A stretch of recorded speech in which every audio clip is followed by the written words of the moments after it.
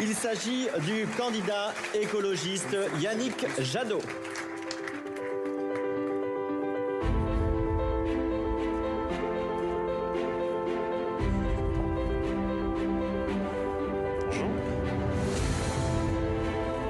Bonjour Yannick Jadot. Bonjour. Vous êtes député européen depuis 2009 et aussi candidat écologiste dans cette élection présidentielle. Vous avez maintenant 7 minutes pour présenter les grands axes de votre programme et 7 minutes donc pour convaincre. Merci infiniment. Merci de votre invitation. Mesdames et messieurs, bonjour. Évidemment, avec la pandémie et son cortège de drames humains, la santé est redevenue un sujet majeur de politique publique, un sujet majeur de débat public, et c'est une bonne nouvelle. Vous le savez, la santé a toujours été une des priorités du projet écologiste, et on voit bien aujourd'hui à quel point ce que nous défendions depuis des années, le concept d'une santé faisant le lien entre santé humaine, santé animale, santé environnementale, est aujourd'hui un élément structurant de la réflexion, du débat et des politiques publiques que nous devons mener dans les années qui viennent. J'aurai dans mon projet 3 priorités. La première priorité, c'est évidemment de remettre l'hôpital public au cœur de notre politique de santé et en état pour donner à chacune et à chacun un accès complet, libre et facile à la santé publique et donc à l'hôpital public. Pendant plusieurs quinquennats maintenant, l'hôpital public était considéré comme une entreprise qui devait être rentable. Vous le savez, la tarification à l'acte, la réduction des lits, les baisses de budget, un nombre d'âmes qui réduisait année après année les moyens de l'hôpital public, considéré comme la variable d'ajustement de notre système de santé. Évidemment, nous devons sortir profondément de cette logique pour remettre l'hôpital public au cœur de notre politique publique et de lui donner les moyens nécessaires. Pour nous, c'est un sursaut d'attractivité, le recrutement de 100 000 infirmières, infirmiers. On sait aujourd'hui qu'il y a près de 60 000, 80 000 selon les estimations postes vacants. De ce point de vue-là, c'est dire à quel point il faut ce sursaut d'attractivité qui passe par des conditions de travail, qui passe par une augmentation évidemment des salaires et qui passe par une conception totalement différente de l'hôpital public et de notre système de santé, où l'enjeu n'est pas combien ça coûte, mais comment on répond aux besoins à partir des territoires. On aura l'occasion, je pense, d'en reparler dans le débat. Deuxième priorité, la question de la santé environnementale. Le président l'a dit, aujourd'hui, plus personne ne peut s'exonérer d'intégrer totalement la question de l'environnement et de toutes les maladies chroniques que les pollutions, l'exposition aux produits chimiques, l'exposition aux pesticides, à la pollution de l'air, peut générer sur notre système de santé. Et donc, pour nous, mettre la santé environnementale au cœur de notre projet de santé, c'est évidemment sortir du déni, c'est évidemment travailler sur l'exposition, y compris l'exposition aux cocktails de molécules ou de polluants. On le voit sur la question et même de l'interprétation, de l'évaluation des cancers pédiatriques. On le voit sur l'explosion des maladies chroniques, plus 40% en 10 ans d'affections de longue durée. Donc on voit à quel point la santé environnementale doit être au cœur de notre politique de santé. Déjà, pour évidemment éviter l'ensemble des polluants qui fracassent notre système de santé, nos organismes, mais c'est aussi, vous l'avez bien compris, mettre la prévention au cœur de notre politique de santé. Parce que jusqu'à maintenant, on a quand même une politique de santé qui est d'abord une politique de soins. Et dans notre logique, c'est aussi la vôtre, je le sais, c'est de ne pas tomber malade.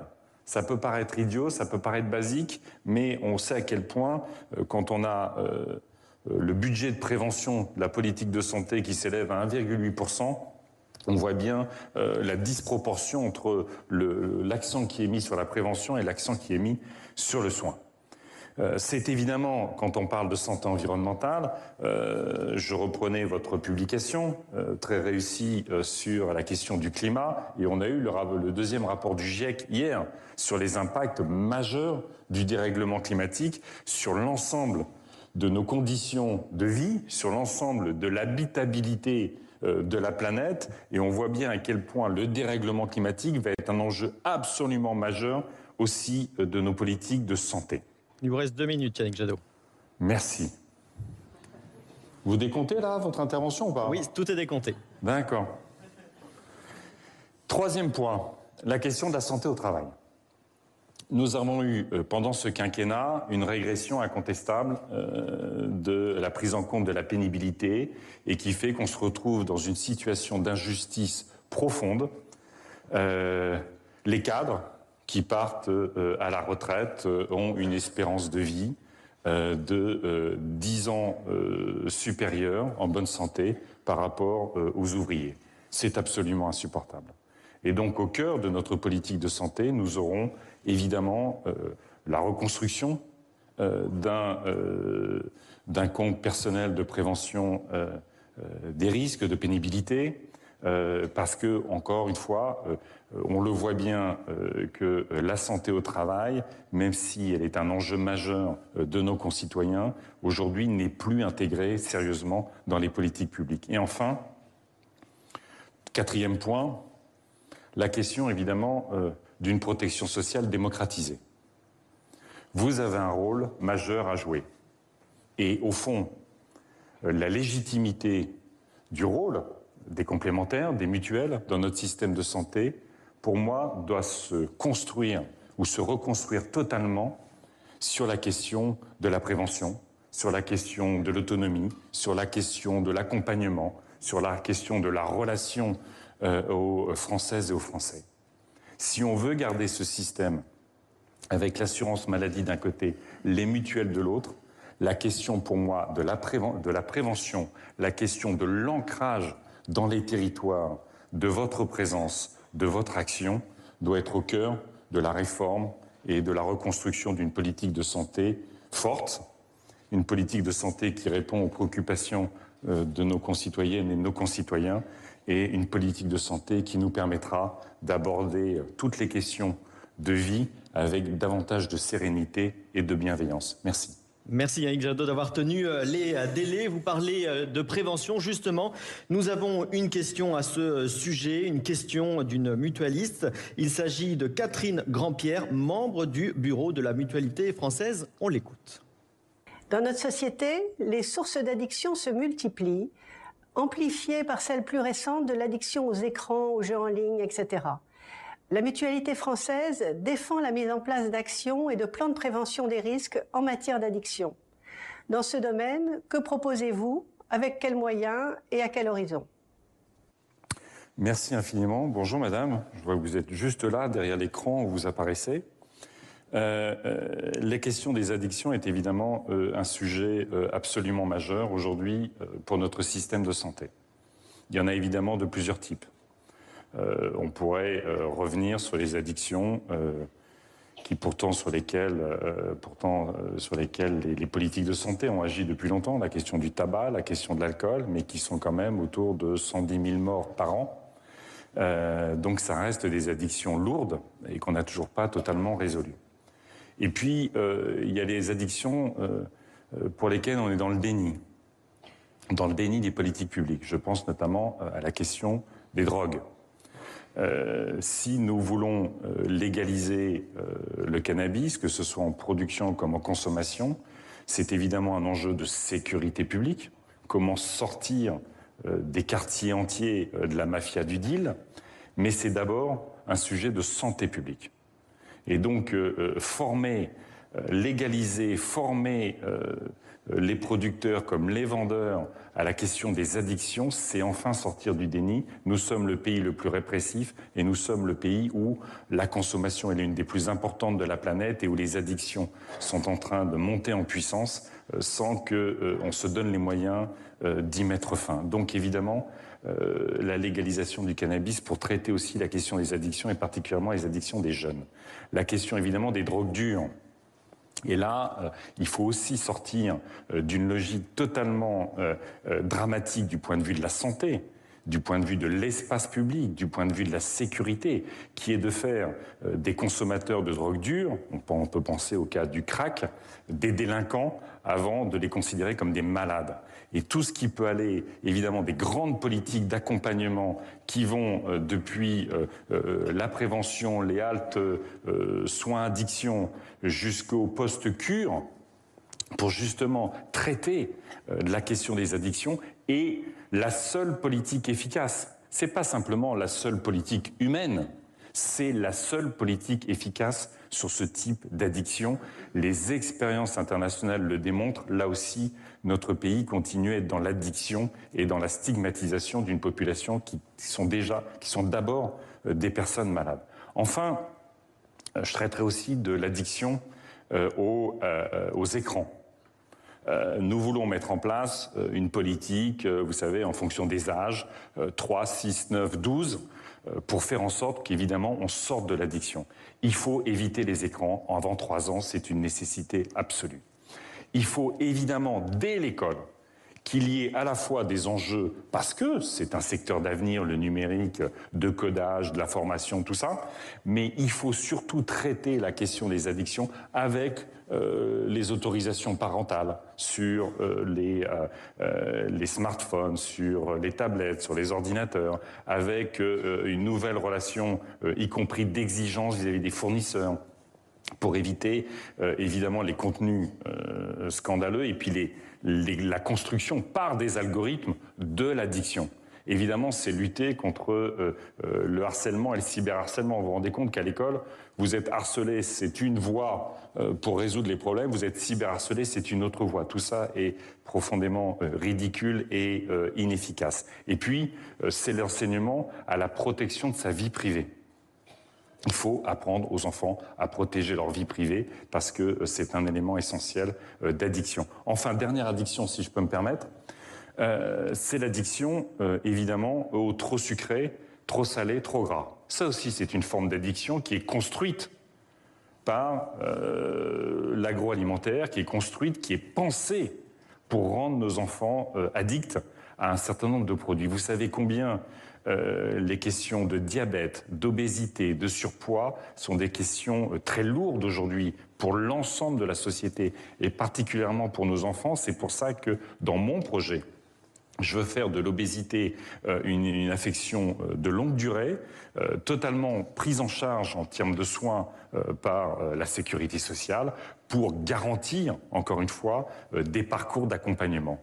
Et puis, ça peut être comme solution, au-delà du traitement des addictions, évidemment, des solutions plus enthousiasmantes, ne serait-ce que le sport. Garantir qu'il y ait 1 heure de sport à l'école pour tous les enfants, tous les jours, 1 demi-heure pour les adultes. Le fait de soutenir l'ensemble de l'enseignement, l'ensemble des structures de sport associatives sur l'ensemble du territoire est aussi une façon de sortir des addictions aux écrans, des addictions ou des problèmes de malbouffe, des problèmes de santé, c'est reconstruire du collectif, c'est sortir de l'isolement. Et enfin, dernier pilier de ce sujet-là, parce que c'est un sujet qui, évidemment, est une entrée pour l'ensemble d'un programme de santé, c'est évidemment aussi la question de la santé mentale, parce que derrière des addictions, des problèmes de santé mentale, et qu'on voit aujourd'hui que là aussi, nos politiques publiques ont profondément régressé en matière de santé mentale, en matière de personnel, en matière d'effectifs, en matière d'accompagnement de nos enfants à l'école. Je veux créer 2000 postes de médecins, d'infirmières aussi, de personnel médico-social dans les écoles pour être en capacité d'accompagner les enfants. Merci. Sur ce sujet, ce qui lie à la fois la prévention et l'alimentation, on a observé un petit peu votre programme et vous proposez notamment la création d'une sécurité sociale alimentaire. C'est un sujet qui intéresse le réseau mutualiste. Est-ce que vous pouvez nous en dire un petit peu plus aujourd'hui, s'il vous plaît ?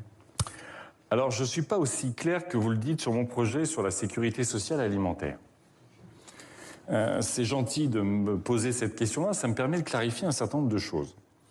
La sécurité sociale alimentaire, c'est notamment, pour celles et ceux qui l'ont porté, l'idée qu'il y ait un chèque alimentation de qualité bio, locales, pour y compris les familles les plus vulnérables. Le gouvernement a essayé de le faire, n'a pas réussi visiblement.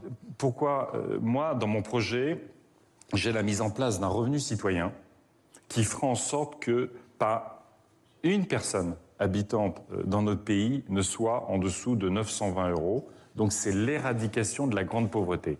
Et ce revenu citoyen sera accessible dès 18 ans, ce qui est aussi un projet d'autonomie, un grand projet d'autonomie pour la jeunesse. En revanche, pour ce qui relève, moi je veux négocier au niveau européen la TVA à 0% sur le bio.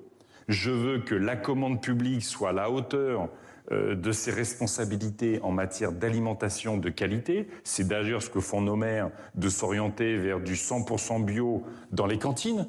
Et il faut que le bio ne soit pas simplement dans les cantines scolaires. Vous savez combien dans nos hôpitaux, parfois, on fait un peu facile avec la Sodexo parce que c'est pas cher. Et donc il faut que nos hôpitaux aient aussi les moyens d'avoir une alimentation de qualité pour nos malades, comme pour nos aînés. Oui, nous voulons une alimentation de qualité, une alimentation bio pour nos aînés. Mais c'est un sujet que nous allons réaborder, je crois. Merci pour ces précisions. On accueille maintenant Gabrielle Alperne. Vous êtes experte associée à la Fondation Jean Jaurès. Vous avez plusieurs questions à poser au candidat Yannick Jadot. Et la première concerne la démographie médicale. Bonjour monsieur. Bonjour madame. Concernant les déserts médicaux, vous proposez de supprimer le numerus clausus. Vous suggérez également des mesures coercitives sur le lieu d'installation des médecins. Ne pensez-vous pas que les mesures que vous préconisez risquent de décourager certains jeunes professionnels? Et comment en finir vraiment avec les déserts médicaux et permettre un égal accès aux soins pour tous? Merci pour votre question.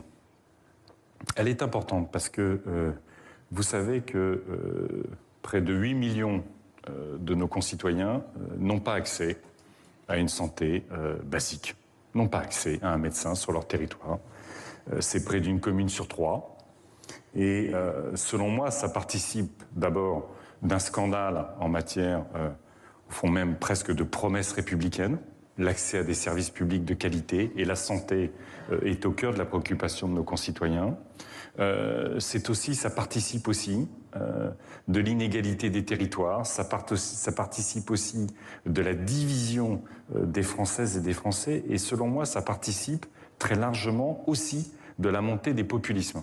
Quand vous supprimez le médecin, quand vous supprimez la poste, quand vous supprimez la gare, que vous finissez par supprimer la maternité d'un territoire, au fond, c'est tout ce qui fait la vie qui disparaît d'un territoire. Et quand vous enlevez la vie d'un territoire, vous voyez le signal que vous envoyez à ses habitantes et à ses habitants.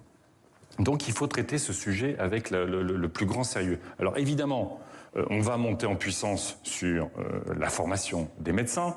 Le numerus clausus, vous l'avez cité, mais de fait, il est déjà supprimé. La question, c'est effectivement de doubler la formation des médecins pour que dans quelques années, on ait moins de rupture de soins liés à l'absence de médecins. C'est évidemment penser nos territoires, je l'ai dit, en fonction des besoins. Et vous verrez, j'évite pas votre question, hein, mais je la contextualise. Pour moi, il faut construire notre système politique de santé à partir des bassins de santé, des territoires de 50 000 à 150 000 personnes. On évalue, on identifie les besoins de ces territoires et on rassemble l'ensemble des acteurs de la santé pour répondre à ces besoins. Il y aura évidemment l'hôpital public, il y aura les mutuelles, il y aura la médecine de ville, il y aura tout le monde qui va s'organiser pour dire comment nous répondons en fonction de nos capacités, en fonction de la spécificité d'un territoire, à ses besoins de santé. D'accord ? Ça, c'est la priorité absolue. Donc, ça peut dire des maisons de santé, ça peut dire aussi des centres pluriprofessionnels où des médecins plus facilement viendront parce qu'ils appartiennent à des équipes, parce qu'ils peuvent partir en vacances, parce qu'ils ont des conditions de vie aussi et d'exercice de leur mission qui permet effectivement de répondre aux besoins. Est-ce que vous fixez, mais je crois, un objectif chiffré sur un nombre de médecins généralistes en 5 ans présents sur les déserts médicaux, mais aussi sur les spécialistes? C'est pour ça que, si vous voulez, je vais pas le fixer baisser ce nombre-là. Parce qu'en fait, nous avons une politique de santé totalement inversée. Moi, je ne veux pas faire disparaître les ARS. Je veux totalement repenser leur mission. Que ce soit plus, au fond, des canaux de contrôle et d'injection de la politique pensée à Paris, que les ARS deviennent des vrais lieux de coordination de l'offre de santé à l'échelle des territoires. Donc quand on aura identifié ces besoins, quand on aura fait l'ensemble de la palette des réponses, s'il y a besoin pour une période, pour former les médecins qui arrivent, où il faudra qu'il y ait une obligation d'installation, oui, j'assume cette position. Je sais qu'elle déplaît profondément aux médecins.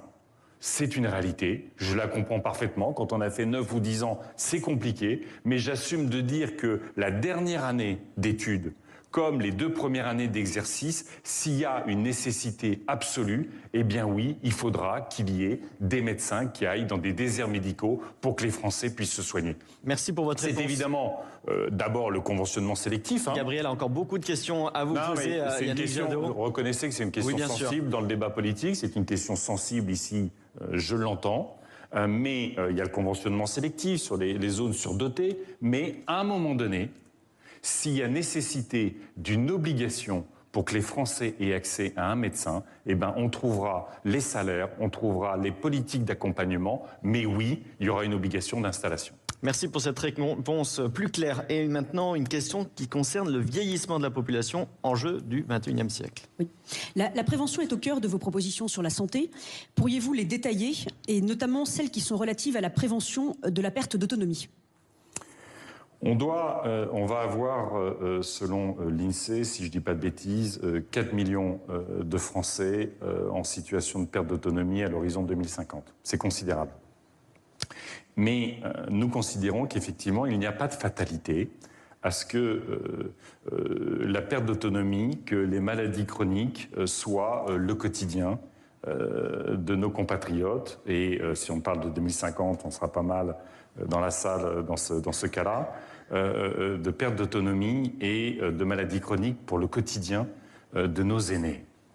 Donc, je l'ai dit, quand on veut travailler sur la sortie des pesticides, quand on veut travailler sur la suppression de tous les CMR, cancérogènes, mutagènes, réprotoxiques, quand on veut travailler sur la pollution de l'air, de Santé publique France jusqu'à Harvard, on est entre 48 000 et 100 000 morts liés à la pollution de l'air par an. Quand on veut travailler sur tout l'ensemble de ces sujets-là, quand on veut travailler sur la santé au travail, remettre la pénibilité comme un outil des plans santé au travail des entreprises. Et les entreprises seront contraintes d'avoir des plans santé-travail. Nous créons les conditions de vivre vieux et en bonne santé. C'est ça d'abord la logique. Et sur la perte d'autonomie, vous avez raison, moi je pense que les mutualistes notamment ont une place très importante à prendre dans le soin lié à la perte d'autonomie. Cette perte d'autonomie, ça ne peut pas être une perte de dignité. J'interdirai l'installation d'EHPAD privés à but lucratif. Aujourd'hui, on ne peut pas spéculer sur la perte d'autonomie qui est au fond le symbole d'une perte assumée, construite, gérée de perte de dignité. Pour rappel, moi j'entends que tout le monde découvre la situation dans ces EHPAD à but lucratif. Dans l'accord qui a été passé entre l'Europe et la Chine, l'accord d'investissement, l'intérêt offensif de la France, c'était les EHPAD privés à but lucratif. Reprenez les dernières négociations qu'il y a eu avec la Russie entre notre président de la République et Vladimir Poutine, il y a 3 ans, c'était Total pour le gaz et Orpea pour leur installation en Russie. Donc, moi, je veux sortir de ce système-là que je trouve indigne, indécent, mais ça ne veut pas dire que tout se passe bien ailleurs. Donc, je veux, dans ma réforme de la politique sur les droits de succession... d'accélérer, Yannick Jadot, parce que justement, on a une question complémentaire sur les EHPAD, après cette annonce que vous venez de faire, mettre fin aux EHPAD à but lucratif. Une dernière question de Gabriel. Oui, justement, c'est vraiment sur ce sujet-là. La crise sanitaire puis le scandale d'Orpea ont mis un vrai coup de projecteur sur les maisons de retraite. Mais cependant, la question n'est pas seulement le modèle économique des établissements, mais également leur conception. Aujourd'hui, si votre grand-mère ne réside pas dans l'EHPAD qui se trouve à côté de chez vous, vous n'avez aucune raison de vous y rendre. Les EHPAD sont comme des îlots au milieu de l'océan, sans aucun lien, sans aucun contact avec le quartier, avec le territoire où ils se trouvent. Ne devrait-on pas complètement repenser les maisons de retraite pour les ouvrir sur le monde extérieur, pour qu'elles ne soient pas seulement des maisons d'accueil de personnes âgées, mais pour qu'elles soient de véritables lieux de vie et d'apprentissage? Ne pourrait-on pas hybrider les maisons de retraite avec un musée, un incubateur de start-up ou une salle de sport pour qu'elles deviennent des lieux de vie avec des hybridations entre différents publics? Vous avez parfaitement raison et j'ai vu, pour en avoir visité quelques-unes, des maisons qui faisaient des liens aussi avec des écoles, avec des enfants, avec des jardins partagés. Et il y a effectivement plein de systèmes d'hybridation qui peuvent sortir les personnes âgées finalement de leur isolement. Mais quand vous dites que ce sont des îlots en matière géographique, ce sont surtout des îlots dans notre imaginaire. La réalité, c'est que notre relation au vieillissement, notre relation à la mort est forcément une relation compliquée. On est construit comme ça. Et quand c'est une société qui s'organise, effectivement, on peut trouver satisfaisant, et je ne culpabilise personne parce qu'on est tous et toutes dans cette situation, on peut trouver très satisfaisant d'avoir un hall avec des plantes vertes et les peintures refaites et ne pas trop voir ce qu'est la réalité derrière. Et donc il faut repenser le modèle. C'est pour ça que moi, la réforme que je veux engager sur les droits de succession, notamment pour sortir au fond de toutes les exonérations, de toutes les dérogations qu'il y a sur les très grandes fortunes, me permettra d'avoir un financement de 8 à 9 milliards sur les droits de succession que je veux mettre dans les maisons de retraite pour faire en sorte qu'on ait un taux d'encadrement, un taux d'accompagnement soignant de 0,8 pour les soignants. Enfin, 8 soignants pour 10 pensionnaires. Parce qu'aujourd'hui, la façon dont nous maltraitons nos aînés nous renvoie à c'est d'une violence absolue. C'est d'une violence absolue. Et donc, tout ce qui peut concourir à sortir de l'isolement, tout ce qui peut concourir à construire des lieux intermédiaires, y compris entre le domicile et la perte d'autonomie et les EHPAD, tout ça participe de la cohésion de notre société. Quand on voit comment les aides à domicile sont traitées dans notre pays, avec une moyenne qui doit être de 700 € par mois, si ce n'est pas moins, pour 10-12 heures de boulot, parce qu'il y a les trajets et que tout ça n'est pas comptabilisé. Moi, j'ai visité un CFA qui forme aux aides à domicile. C'est un engagement extraordinaire, c'est un métier ultra féminisé, vous le savez. C'est un engagement extraordinaire qui n'est pas payé, qui n'est pas reconnu, qui n'est pas, au fond, respecté au regard du bénéfice, du bien-être et du bonheur apporté par ces personnes. Donc l'accompagnement à domicile, parce que c'est souvent la solution privilégiée.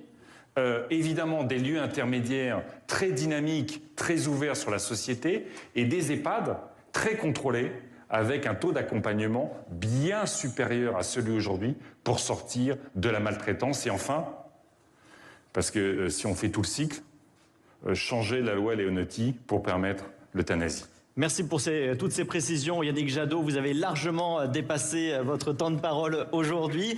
Merci d'avoir participé à ce grand oral. Vous étiez le premier candidat. Nous remercions également Gabriel et nous accueillons maintenant Apolline de Malherbe pour la fin de cette Je ne suis pas candidate, mais j'interrogerai les suivants. Merci beaucoup, Merci. Yannick Jadot. En vous écoutant, j'étais dans les coulisses. Merci Jérémy et Gabriel. Ça nous rappelait combien la santé est un sujet absolument majeur et au cœur qui traverse véritablement cette campagne présidentielle. Yannick Jadot, à l'instant, qui nous disait combien l'égalité face aux soins devait être une priorité.